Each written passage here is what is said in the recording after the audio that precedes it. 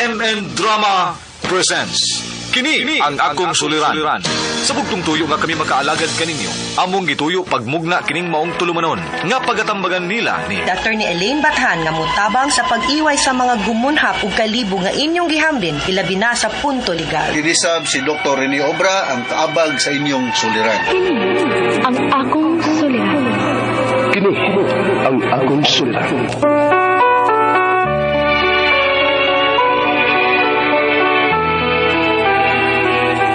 Sa atong pagkaymugso ng kalibutan, gikaluhaan at ang daan sa atong suliran. Ang suliran mo'y kabahin sa itong inadlang panginabuhian. Aba na doon ay suliran nga dili mo mapasan nga ikaw ra. Nagkinahanglan kag katabang aron sa pagsulbad ni ini. Nagkinahanglan kag kahayag na may ulandag sa imong unahuna. Ug tungod ni ini, natawag kini nga atong tulumanon nga naguluhan. Kini ang akong suliran. Kini ang akong suliran. Mga minubong duwa nga matapos lang sa usa ka hugna. Mga kinutlog gikan sa mga suwat sa mga minahal namong tigpaminaw.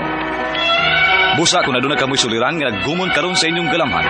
Suwata ka na ug ipadala ning atong tulumanon. Kini ang akong suliran. Aron kabuhatan ka na og duwa sa kahanginan ug pagatambagan sa mga bulawanang hunahuna.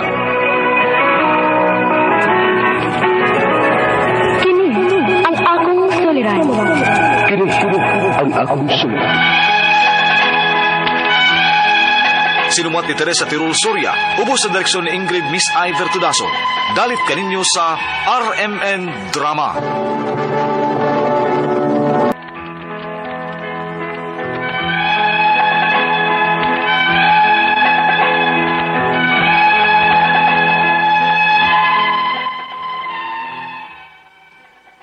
Mayong adlaw kaninyong tanan nga nagpaminaw karon ning tulumanon kini ang akong suliran. Ilabi na kaninyo, Dr. Rene Obra o Dr. ni Elaine Bathan. Ingon man, sa mga artista nga maghatag og kinabuhi ning akong suwat suliran. Ako si Gemma Lu, hinggod ang pangidaron, taga-Agusan del Sur. Punto legal kining akong suliran, pero dili gyud ni akong suliran. Sa ako ning ati nga si Gemma Lynn, nga minyo na apan nagkabuwag sila sa yambana. May tulo sila ka mga anak, aron inyong hisabtan, ingon ini ang mga panghita po.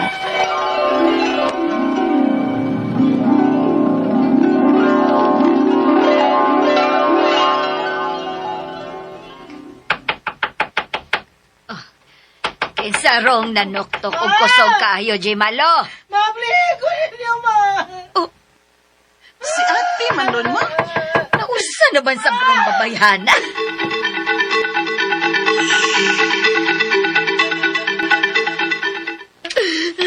Ate, kadagan mo to ni mabunog, di. Nausa naman sa bong remark, Jimalen. Nagsilos na po siya na ako. Yanasan ko kay manuog, ma. Kapuol ba ng sitwasyon ninyo, ti? Uy, selos, away, kulata. Pagbuwag na lang mo klaro, uy. Soy, Jimalo. Usab ko dang tambag ni Mos imong maguwang. Ang angbi, ipaunsa pa man din ni Mos ate ani iyang banabi nga. Hingulat tamang kay na, ipapatay na nimo. Ay, dili na ingon anak ka sayon. Oy, kasado na sila. Ug may tulo ka buok anak. Tuo kag sayon ra na silang mga anak kung magbuwag sila. Unsa pa man lagi kapuslanan anang nagtipon sila sa pagpuyo. Kung ingon ana na lang permi, ma. Di naman na healthy, uy.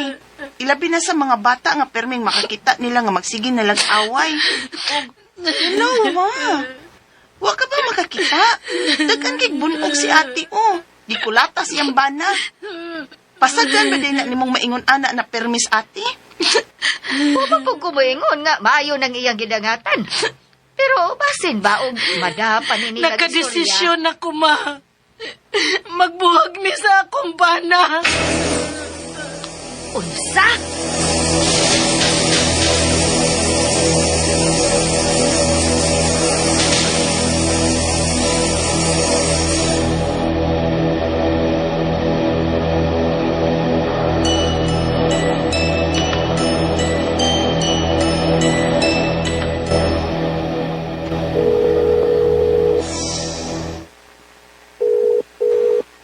Kisay imong gitawgan? Si ate, ma, akong pangumustahon. Naunsa naman kuno siya sa syudad. Okay naman kuno siya sa iyang trabaho dito, ma. Maayo man kuno ang iyang amo dito syudad. May sa musweldo. Mong nakapadapada na siya alang sa iyang mga anak. Hello, Day. Jimalo. Ay, hello, te. Kumusta naman ka diha?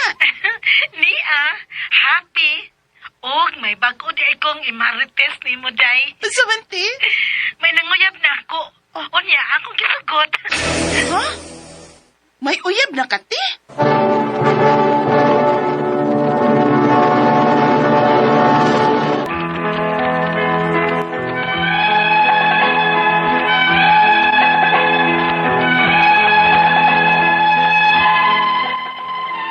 Wak mahibawog angay ba kumalipay sa gibalita sa kong ati nako nga nakakita na siya og uyab sa iyang gitrabahoan.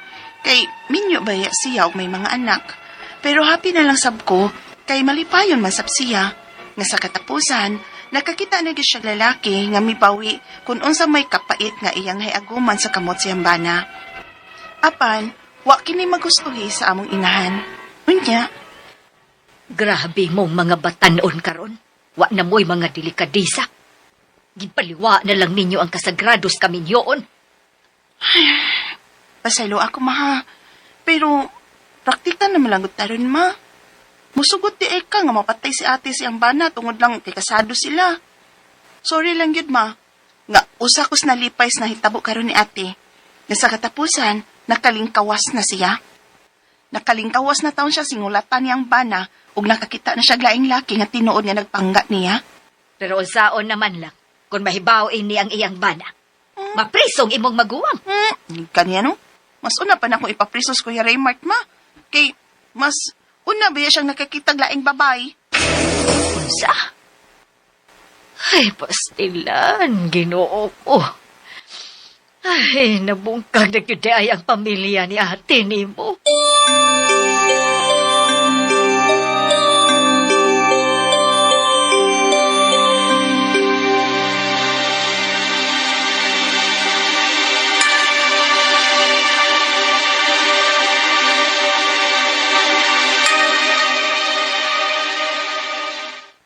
Jimalo, naunsa mo nila si ate ni mo? Gispasagdan na ba niyang iyang mga anak? Huh? Humunggod pa? May gisuhulan man ko sa atis pagbantay sa iyang mga anak sa ilang Kuya Raymart. Pagbantay ba eh? Nga sukarol mali ng bayhana. Piskatir malang kuno ang gipadang ate ni mo. Unsa? Kuhaon na to mga bata sa ila.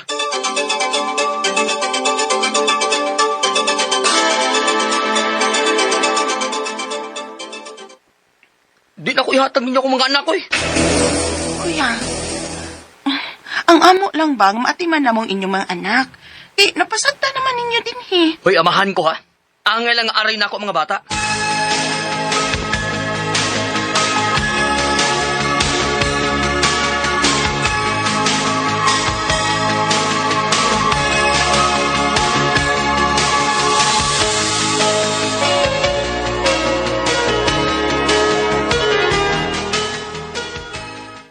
Mao ba? Sige lang, Day Jimalo. Makuha ko ra gyapon ang akong mga anak. Mawad-an ra og bisa ang among kasal. Unsaon man nimo te? Magpaanol ka nga mahal man kay na? Nainomdom ko, Day, nga sa among kasal, dili niya tinuod nga pangan ang iyang gida sa among marriage contract. Unsa?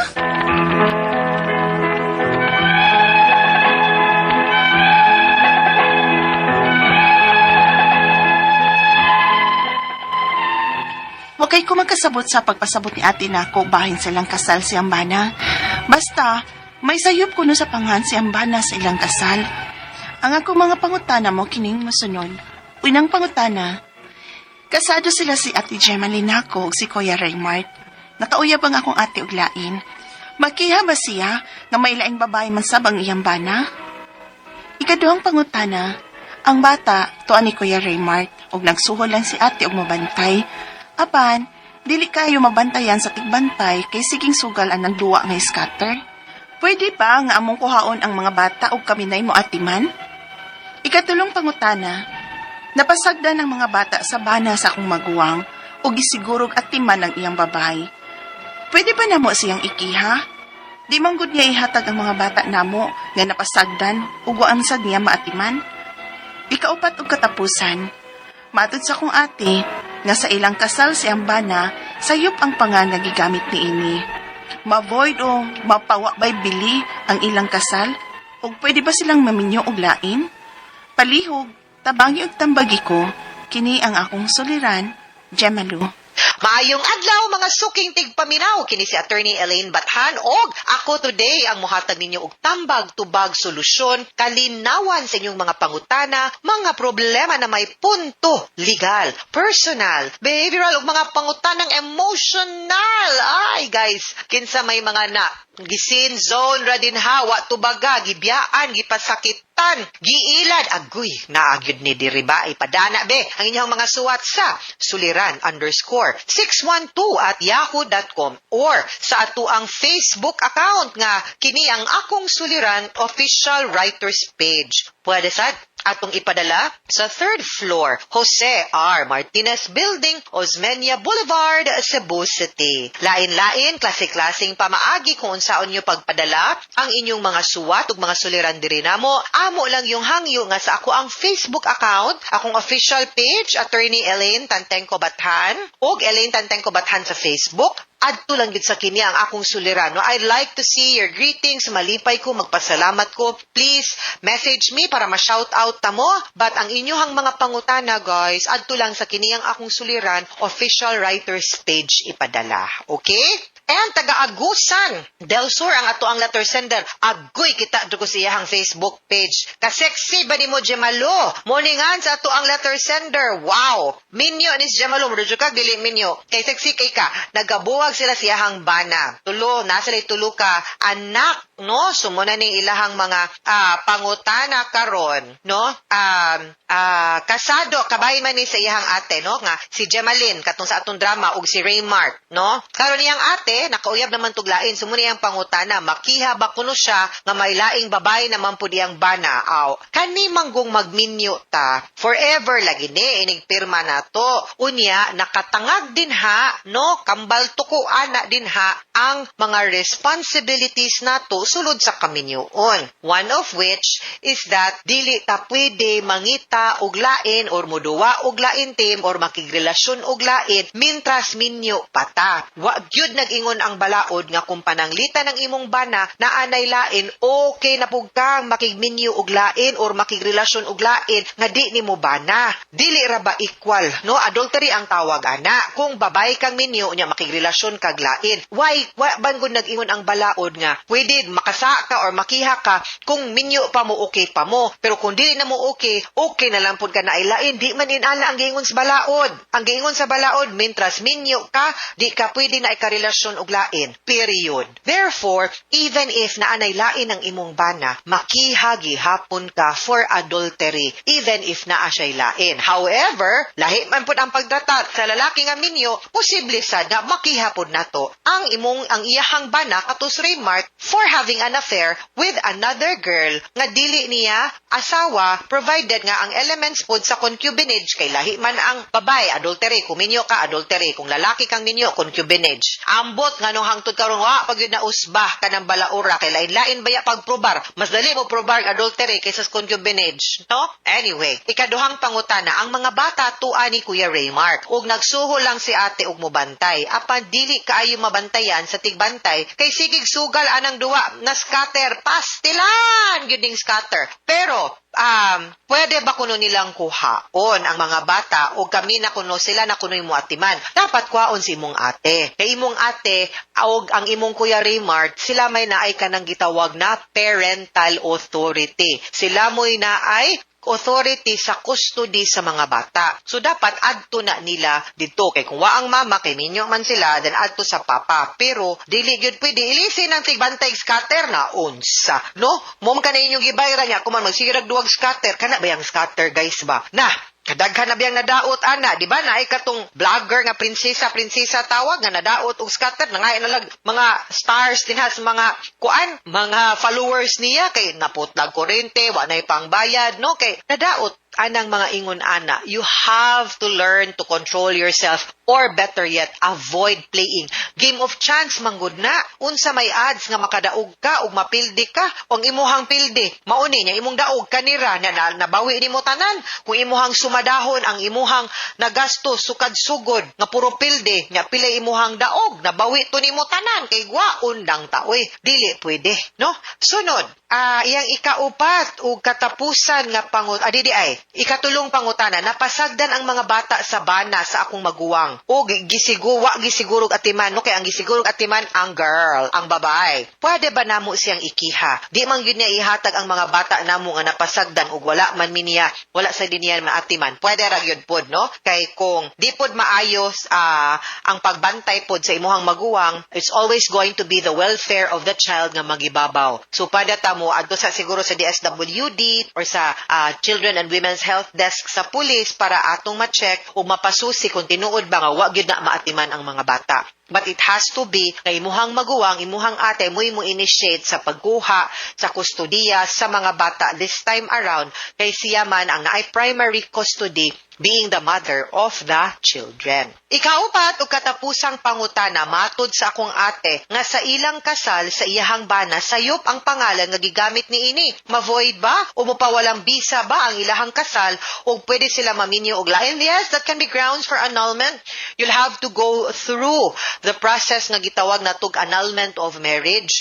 Kay di mao ang tao, wrong ang identity nga iyahang gigamit dito, maybe there are grounds to annul because mo ginay maka-free sa imuhang igsuon nga dili na siya nga magsigig panguyawan ba nga makigrelasyon or makigpuyo og lain tungod kay minyo pa siya.